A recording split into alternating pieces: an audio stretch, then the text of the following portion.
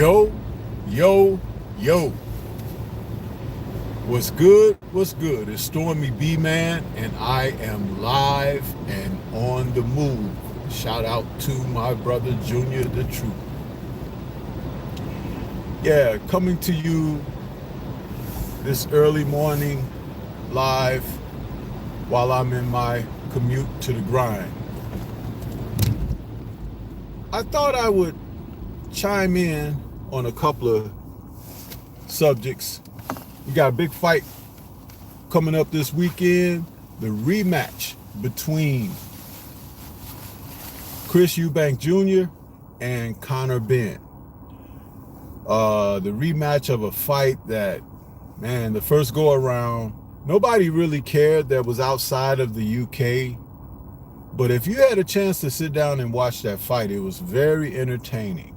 So it's no surprise that all parties involved that made that fight happen would push for a rematch, because they know that the public, or I should say with the public, that's an easy sell. So we got that coming up. But I kind of want to go back to this past weekend's fight between Vergil Ortiz Jr. and Erickson Lubin. Quite noticeably is the absence of Lubin and his appearance online, whether it's conducting interviews or what have you. At least I haven't seen a lot of it with him. But there's been a lot of talk from Vergil, his people in his camp, his promoter, De La Hoya, and there's this sentiment now that they're trying to move him into a space of being some sort of powerful entity at 154. I don't necessarily agree with that. I see things a little bit different.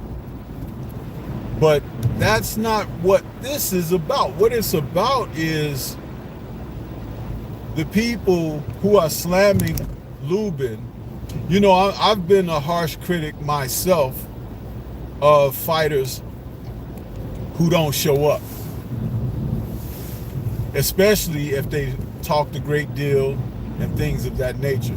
Lubin had a chance to win this fight going in every bit as much as Vergil Ortiz did. However, when you don't understand the workings of boxing and how things can go on behind the scenes, so that the betting public don't have a clue as to how the chips may fall, once you have the final result, wisdom can kick in, with hindsight being 20/20. So revisionist historians are looking at this now and talking about how Lubin never had a chance, and I knew it was going to go like this and all of that. You know, the bandwagoneers, I've talked about them in the past. Yeah, this is what they do.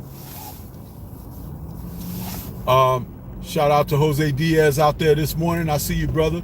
Grand rising to you. Yes. So now, in observation, I've gone and I've looked at some of these guys and how they've communicated their thoughts post-fight. And that's where you can really get a handle on who they are and how they waffle and things of that nature. There's a lot that I could say that I won't say on live and online. However, let's just note that things are not always as they may appear. If we go back to a month ago, less than a month ago, when Jaron Ennis fought Usima Lima, we saw he score a first round blitz over Lima, a gentleman that none of us knew, and a fighter that, because we knew nothing of him, it made the legend of Jaron Ennis look even greater. But hindsight being 2020. Again, Lima was a well scouted opponent for Giron for another homecoming situation, and he played the perfect foil because he didn't stick around long at all, and Giron looked about as formidable as ever, dominant as ever, fierce as ever. But let us not forget that this is the same man who had an opportunity for legacy at 147 and chose in the 11th hour to vacate and move up, something that Hearn has been trying to get him to do ever since he signed with Matchroom.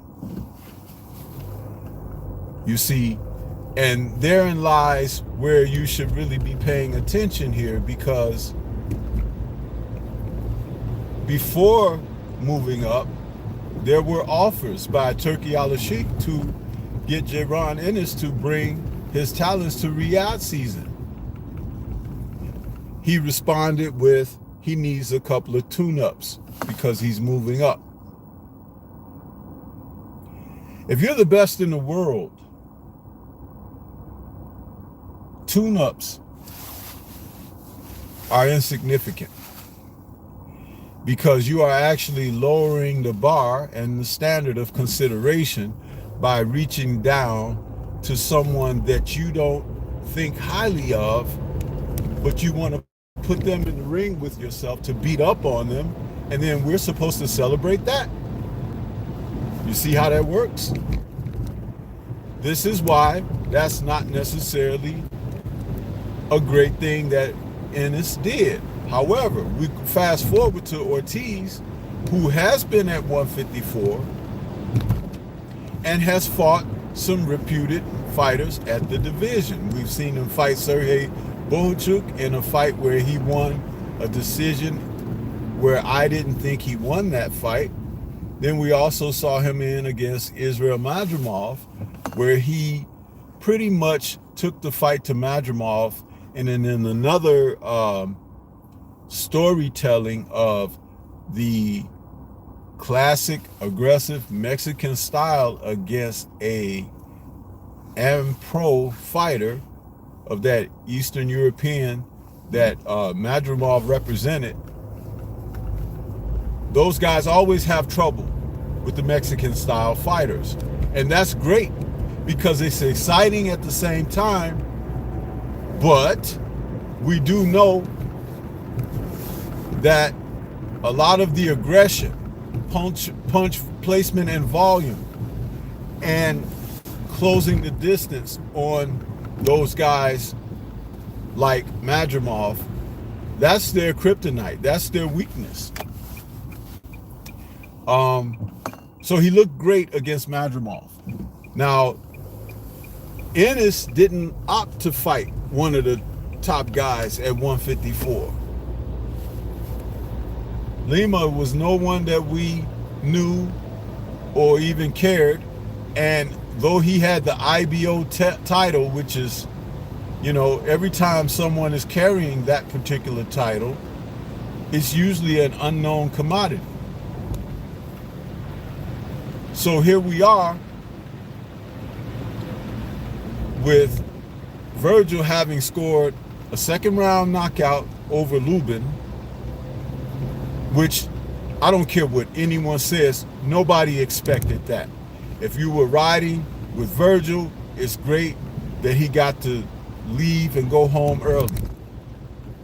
If you were riding with Lubin, you just did not foresee Lubin submitting a non-performance document for this fight. And I'm still trying to wrap my head around that.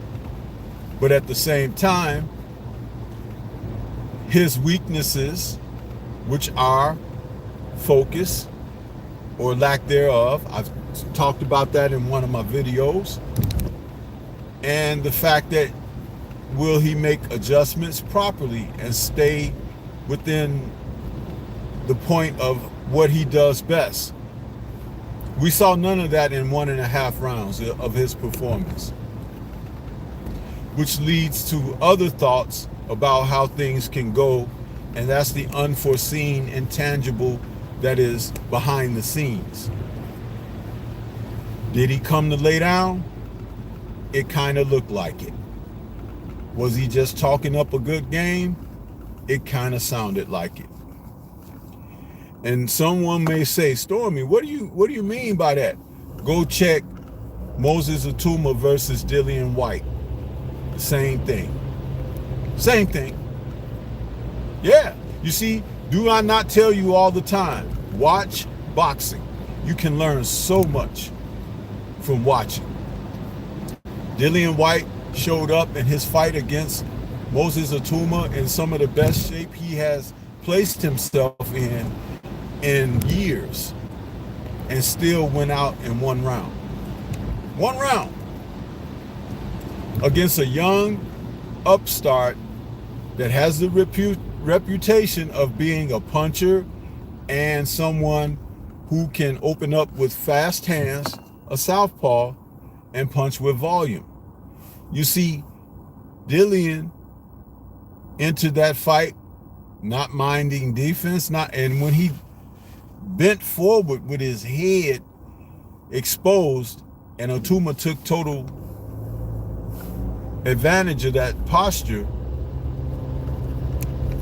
I was thinking that the uppercut would be the thing, because Dillian had been so susceptible to uppercuts in his career. But Atuma, being a southpaw, he just punched from a different angle, and that overhand left took care of the business. So a lot like Lubin's effort against Ortiz, which really turns out to be a non-effort,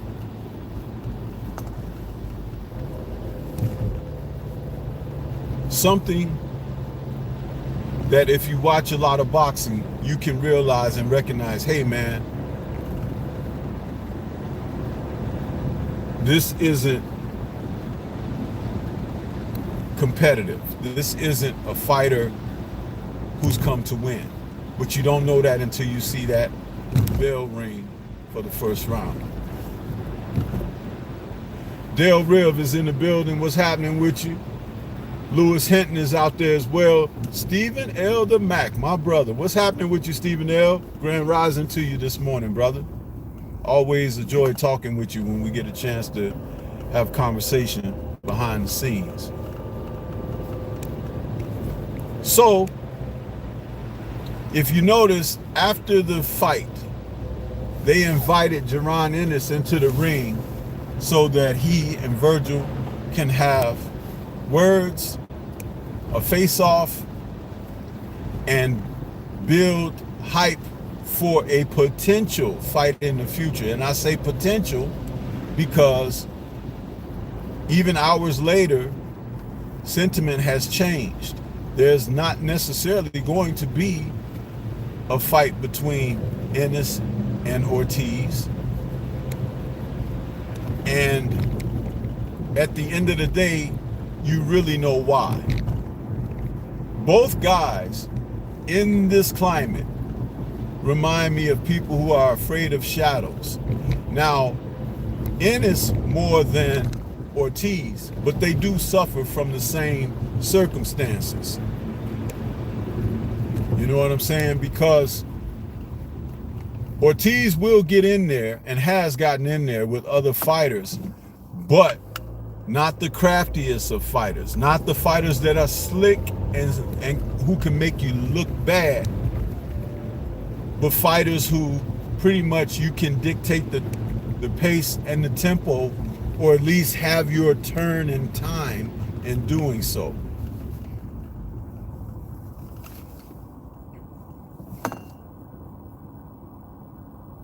Stephen L. says, on daddy duties, about to take the girls to school. That's what's up, my brother. You know, take them to school. We got snow here in the Shire this morning. Grounds are a little slick. It's 28 degrees, icy roads, and I'm glad I I'm on my commute this early because it's before all of the fools get out. There's still some, you know. Foolishness never rests, huh? They be out here while you sleep. That's why you can wake up and you turn on the news and they say, oh, tragedy struck when there was a car pile up on I-80 or whatever. And it's like, oh my goodness. And you say, oh, it's a tragedy, but it's not a tragedy, huh? Because the fools, nobody considers who they are. So their actions dictate tragedies, huh? It's stuff that comes of what they do. Foolishness. And involving everybody else in it. So you got to be turned on.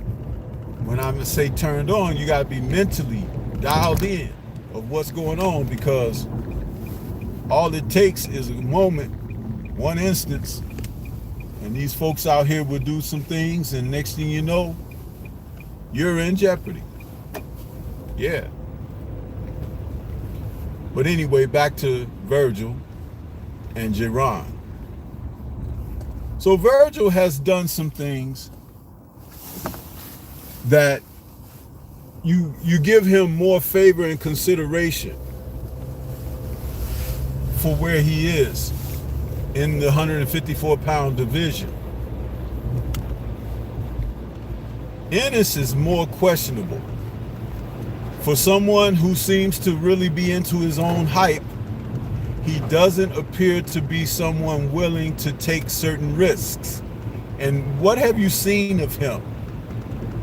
Have you seen him in against another fighter where you look at it and say across the board, oh, I don't know about this one, J-Ron might not win? No, he's been in with guys that he's always favored against. The deck be stacked.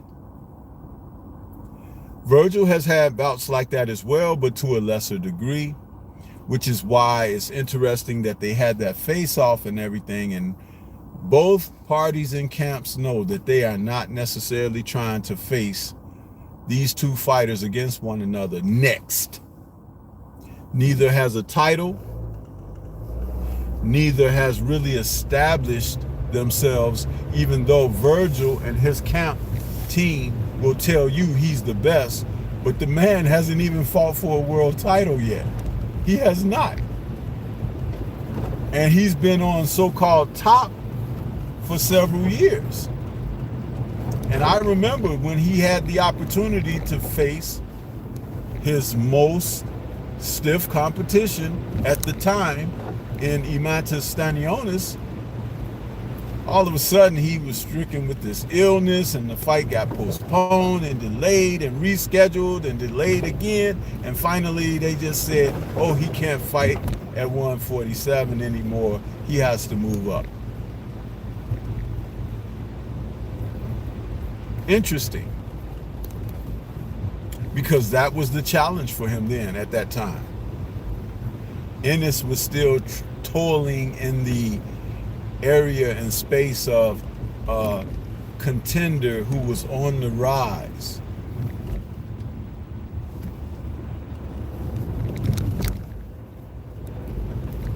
See, people like myself and my other brothers that's part of the LDBC community, where we cover the fights all the time and we stay with the stories, we stay with the fighters on subject of where they are, what they're doing, keeping note of where they've come from, so forth and so on. We could go back and pull up receipts of things that have transpired in the past. A lot of people are very casual about the sport. Oh, that guy, I know his name, I'll tune in and watch his fight. But that doesn't mean that that person is really dialed into the sport. You got a lot of people that'll just support fighters because there's the same ethnic background. Oh, he's from the Ukraine? Okay, I'll watch him. Oh, he's from Mexico? Yeah, I'll watch him. Oh, he's from Australia? Yeah. This happens a lot. And the fights whether they turn out to be Donnybrooks or if it's just a surface of a methodical lesson of the sweet science and anything in between. These guys are very casual in their approach to it.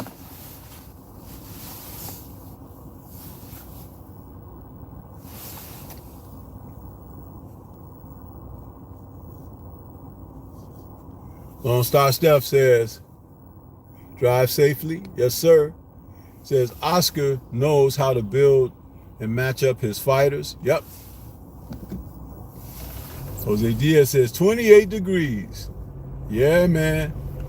It gets a little chilly here in the Shy, man. You know? We be shivering our timbers out in this, man. It's like, and it happens fast too. I mean, like 4 days ago, we was having 60-degree weather. And so now it's like, brr, you know? Crazy, bro. It's crazy. Yep. Jose Diaz says, Rod Neal, what's good with you, man? I see you out there. Jose Diaz says, that is very well put. You are correct. I don't know which comment that is attributed to, but I try to be on the level, Jose and chat. I try to be on the level, man, because, you know, I'm not a waffler. I don't go back and forth. I don't say one thing and then come back and be trying to say, well, you know, I knew I was right all the time. You know, I don't do that. You know, because when you talk about picking fights, who's going to win, who's going to lose, that's a gamble. That's a risk because we don't know, right? But you could say who you favor and why. And when you say why, that's where your knowledge of what you're witnessing comes to fruition. That's where that comes on top. And see, a lot of people don't understand that, which is why they think they could come back and say certain things in the aftermath and think that you don't remember what they said before. And you hold them accountable and say, no, man, you see this? This is like on, you know, October 15th, you said this, and boom, boom, boom, boom. It's like, oh, now they feel foolish and they disappear. Yeah.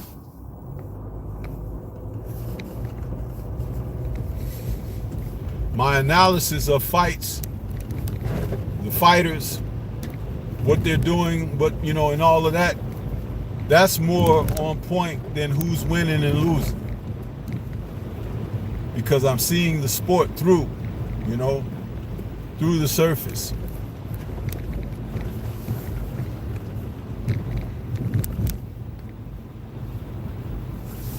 Oh, we got, I missed something. Kamara, the Stepping Razor, salute to you, Grand Rising this morning. Convos with Cam, salute to you. Good to see you out there. Peace and blessings to you as well.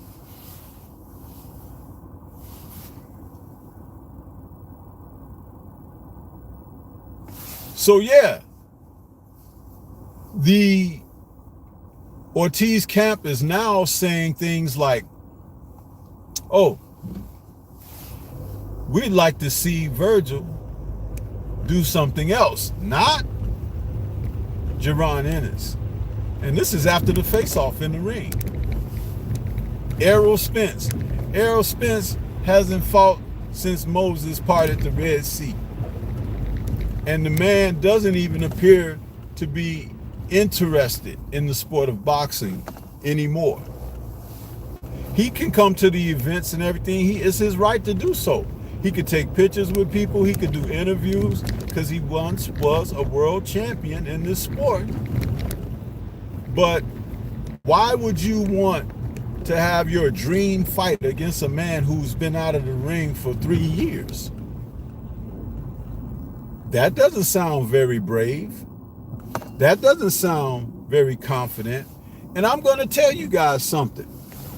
If Virgil was as good as Oscar is trying to hype him to be, the best matchup in the world for Virgil next would be a world title shot against BACKTRACKING. Yeah. You know why? Because that is guaranteed to be a big, action-packed bout. Guaranteed. You can put it in the bank. Those two against one another, I can't even tell you who would win. Not off the top of my head. I would have to do some analysis and do serious breakdown of the two, because they are formidable and each one has their strengths and weaknesses. But boy, would that be one barn burner of a match. And at the end of the day, isn't that what we want to see? And wouldn't that be for a world title?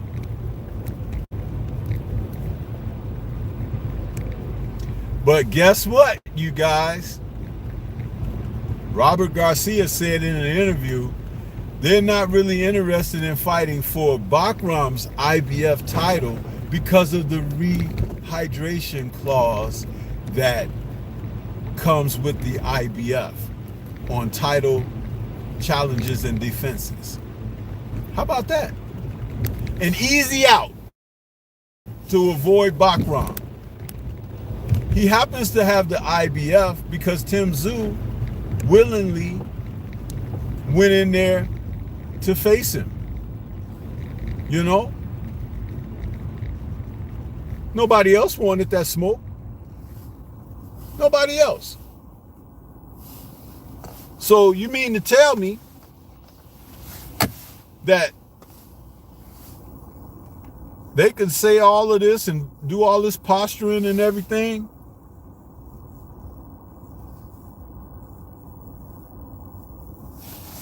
but at the end of the day,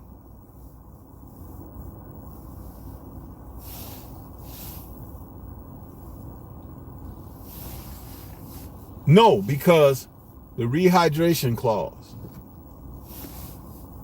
Man, is that a serious out or what?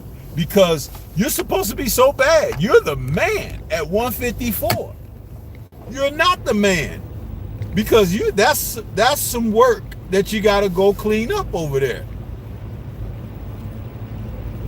By telling me that you don't, and I guarantee if someone like Uisa Lima had the IBF for any kind of reason, Boots, Virgil, all of them guys who are contending fighters would be chomping at the bit to go fight for that belt. They would. It's crazy, bro. That you look at that and it's like, Now there's another young man in the division and they're in talks. He may be fighting Xander Zayas. And Xander, who you thought that they might take that WBO title and try to milk it for what it's worth and give him some setup fights and stuff like that. But there are supposedly agreeable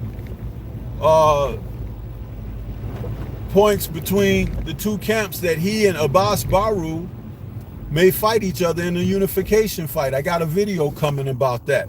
But let me say this. Baru, because people don't know him, again, is one of those kind of things where they're willing to take a chance against someone like that. But I happen to think that he might be one of the most dangerous guys outside of Backram. And I hope that I'm right, because somebody is going to bite and take that bait and they're going to end up filleted on his plate. Bars. Yeah, even in the AM, Stormy got bars. It's just a gift. I'm sorry, but I'm not sorry. Tune in. Yeah. But Baru, listen, he took out one of the young up-and-coming talents that they were trying to make an easy payday and pathway for in Yoenis Telly. And he smoked him like a pack of cools, huh? Broke him down psychologically and physically. And by the time it was all said and done, he had that WBA strap around his waist. So you're going to have to bring it to get it when it comes down to that, brother. And he's willing to fight whoever. See, fighters like that, they have something to prove. They are willing to step up to the plate of competition and allow them to be driven. So Virgil don't want to really face Ennis at this time, and his people don't really want him to, because that's a fight. Not only could he easily lose, but he could look bad losing to Ennis because of Ennis's athletic gifts and talents. He may not be a better fighter, but he could make him look bad with that athleticism that we often know that certain fighters bring to the ring. And see, they want their guy to look good. When I say they, I'm talking about Golden Boy. They want their guy to look good. But the reality in life is you can't always look good. Sometimes you get a little dirt on you, huh? Sometimes you might have to change your clothes because they're ripped or torn or stained, huh? And then other times, yet and still, you have to acknowledge that someone is just better. Someone is just better, right? Yeah. Antonio MMA, where you been, bro? Salute to you, Grand Rising. Jose Diaz says, hook, line, and sinker. I agree. He says, Telly's got destroyed. Yeah, he did. He got destroyed. Convos with Cam says, all facts, Stormy 100. Yeah. You know, I'm not speaking from a place of glorifying anybody. These fighters, when they decide to step up to the plate of competition, what will happen is, if they go through trial, that builds character. It builds a foundation of accomplishment and achievement. And that's something that we have to acknowledge, that they not only do they do this, but they can set forth goals of going higher and higher. You see, Ennis doesn't want to risk anything. He doesn't want to gamble anything. That's why he always wants to fight in Philly. Dude, you're not going to fight your career in Philly. You're not. And it ain't going to be in only Vegas either. You're going to have to deal with the reality that you're going to have to face somebody on uncertain and unfamiliar terms and grounds. That's all a part of the process. Go fight Ortiz in Mexico, huh? I ain't talking about Texas. I'm talking about where the real Mexicans will be against you, huh? Not that the Mexicans in Texas won't be against you, because they're against you anyway. That's a real fact. But those guys, they're not going to face each other anytime soon. Not anytime soon. There's plenty of stuff to go in between. But it's just really interesting to see how they played the public. But there'll be other opportunities. But somebody is going to hit the jackpot. Somebody. I don't know who, but somebody will. And we got to keep our eyes peeled for that. Now, getting back to Conor Ben going in this rematch against EUBANK Jr. Listen, I saw some images of and video footage of Conor Ben training, and the boy looks like an action figure. And I'm wondering, is he juicing again? Because there's a certain kind of way your physique can look through working out and everything. And then there's a certain way that your physique looks when you've had some assistance. If you go back to 5 years ago and you see images of Conor Benn at welterweight, he looks absolutely nothing like the way he looks presently. Nothing like that. His skin is even darker, the pigmentation. There's something going on. But EUBANK, who's 36, he's 36 years of age, and they're having him fight Conor one more time. He says he wants to stop Conor this time. Conor says his job is incomplete. He nearly had EUBANK. He just needed a little bit something else or whatever. But I was listening to this one guy who was talking about the first fight, and he had an interesting take on his analysis of EUBANK's performance in the first fight. He spoke of Ben being available for right-hand shots because he doesn't get his head off a center line, which is very true. Very true. However, EUBANK Jr. did not throw that right hand very often at all.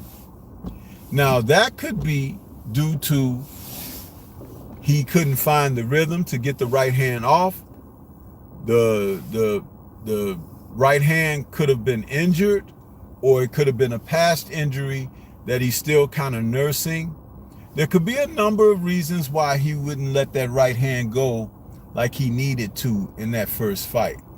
So this gentleman that was talking about this, and I'm not going to give his name or his channel because they don't acknowledge me when I do things and they steal my talking points. So guess what? What's good for the goose, STORMYBMAN will gather. Yeah, how about that, F you. Anyway, yeah. So with BOMAC back in the graces of EUBANK, it's looking like EUBANK may have a different game plan going in against Conor this time. And that's going to be very interesting because understand that BOMAC knows how to break down another fighter's weaknesses. And he's going to tell Chris what's most advantageous for he. Yeah. Yep.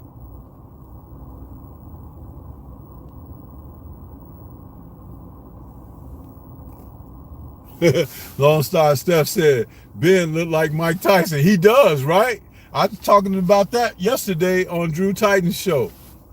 Yeah.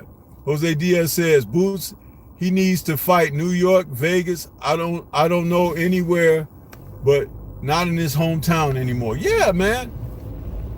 Who the hell he think he is? Virgil Hill? Just always in his own hometown. It's like, dude, fight somewhere else, huh? My house in the middle of the street. My house. It's Mark.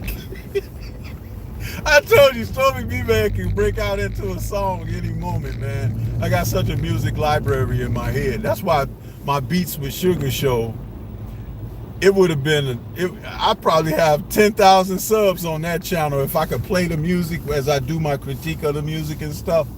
Man, listen, that's why it's going to be on Patreon. Anyway, back to Ben and EUBANK. I believe that these two guys,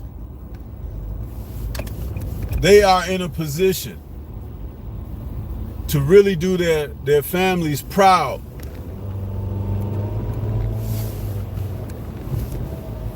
to really do their families proud. But they are not doing this for the same reasons. Each one has their different reasons. Ben is talking about he wants to move back down after this and fight for a world title.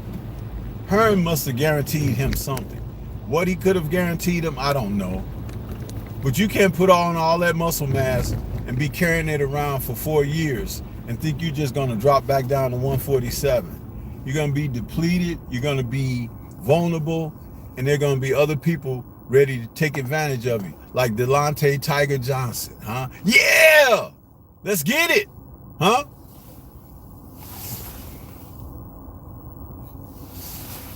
Antonio says, I listen in a lot, Sensei. I've just learned to leave the chats alone.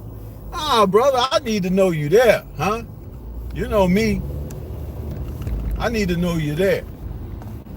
STORMYBMAN is like State Farm. You understand? Like a good neighbor, State Farm is there. You got to be there, bro. Huh? Attendance is crucial. It's important. Very important. Participation is important. If I had understood the principles of participation when I was a younger man and in my scholastic experience, I would have applied myself a lot more. And that's one of the things of one of my big regrets, because I didn't. I've learned a lot as an adult and through my adult life of life experiences. Like, man, but see, sometimes as men, we need to be able to acknowledge our shortcomings. And that's one of mine, because I could have gone in a different place and space by participating. Yeah. Not participating in foolishness, huh? Not like, hey man, you want to go outside and smoke this? Not that kind of participation. Y'all see, y'all know about that one too, which ain't a good one, huh? Yeah. He says, I hope EUBANK gets this KO victory, especially because Conor Ben said he has 2 fights scheduled and booked for 147. Yeah, man. Don't count your chickens before they're hatched, huh?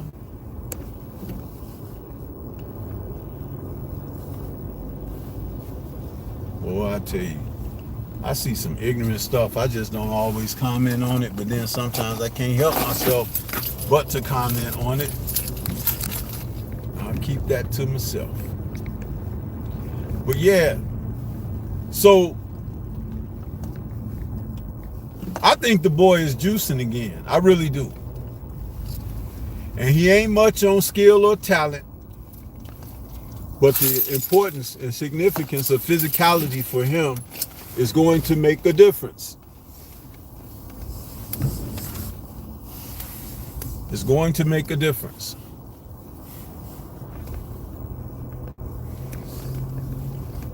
Yeah, buddy.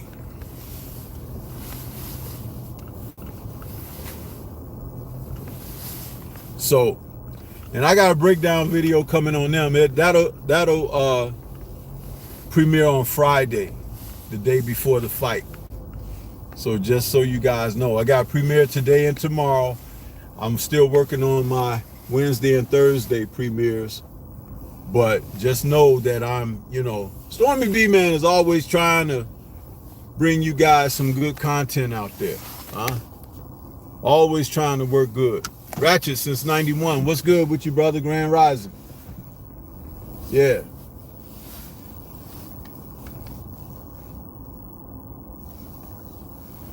Yep.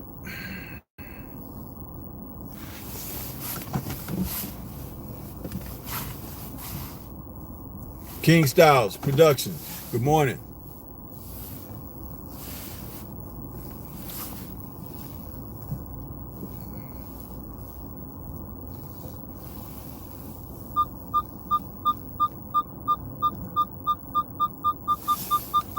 Yep. So it is what it is, you guys. But I've arrived at my destination. I'm going to have to break it off. Mac of the Smack of the South. Good morning to you, Grand Rising. But this was just a quick live to talk about those two subjects. Be back later tonight for the Nerds on Culture, man. We're going to talk about Superman Returns from, what was that, 2008? But yeah, I appreciate everybody came out. If you didn't catch me, go back and check out that replay. Good conversation, good interaction. Shout out to the mighty LDBC, and we out of here. Thank you guys for tuning in.